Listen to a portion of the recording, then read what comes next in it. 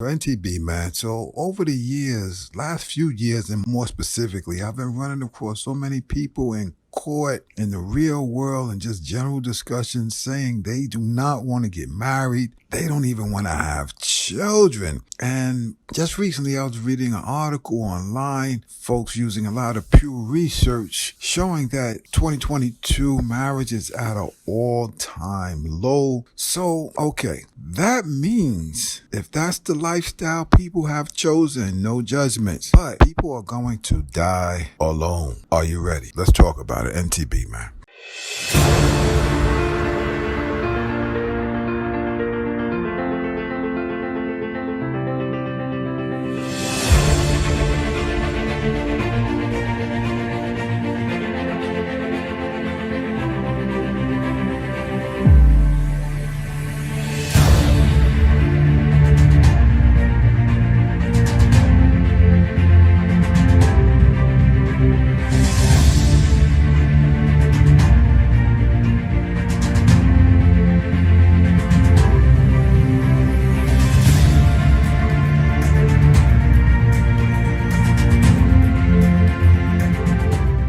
All right. So NTB, man. So a lot of people are not getting married and they're deciding not to have children for a lot of different reasons. I'm reading a lot of articles that's referring to the lowest marriage rate on record, 2019, 2021.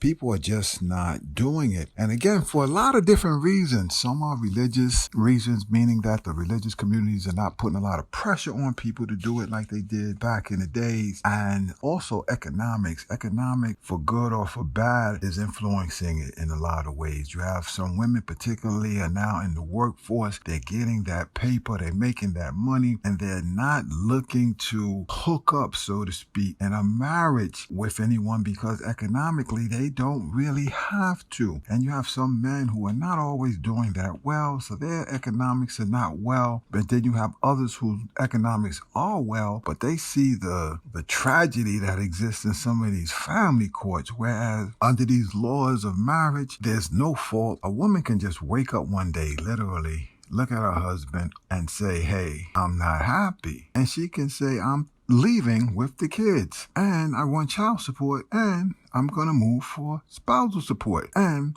it devastates men's lives. It devastates their psyche. Some never come back from it. So some saying, nah, I'm not doing it.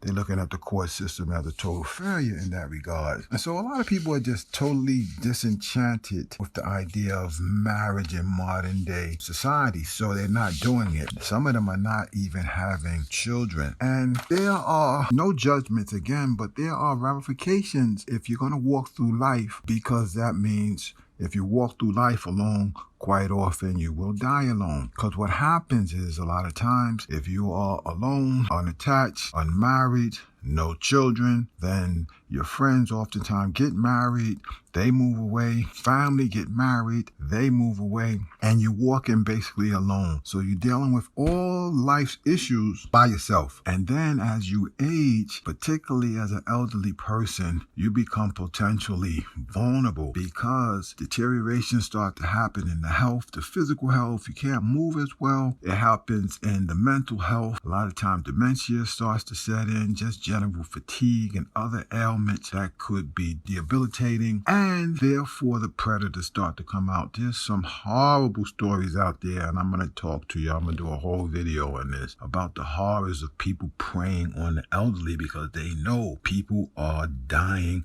alone. And these elderly people, a lot of times, they have a lot of money. I'll talk to you about it. I'm going to tell you. But there's one in the news right now, elderly woman. She was very old, basically on her own, had dementia, but she became a victim of someone she trusted, someone in her attorney's office. They siphoned off hundreds of thousands of dollars. They were living the life of luxury off of her account. They got hold of her bank accounts, her bank books, and they were just splurging. And because of her mental deterioration, basically out here alone, she became a target. But this is not unusual, ladies and gentlemen. I've seen it in the courts. I've had clients like this. I had to go in and protect them, try to get these wolves away from them, because the wolves will come out when they see that you're unprotected, you're walking alone, you're vulnerable, and there's a lot of schemes and games that they play to get next to you, befriend you, and then take advantage of you. Walking alone, no judgments, comes with consequences. Dying alone comes with consequences. And so, are you ready?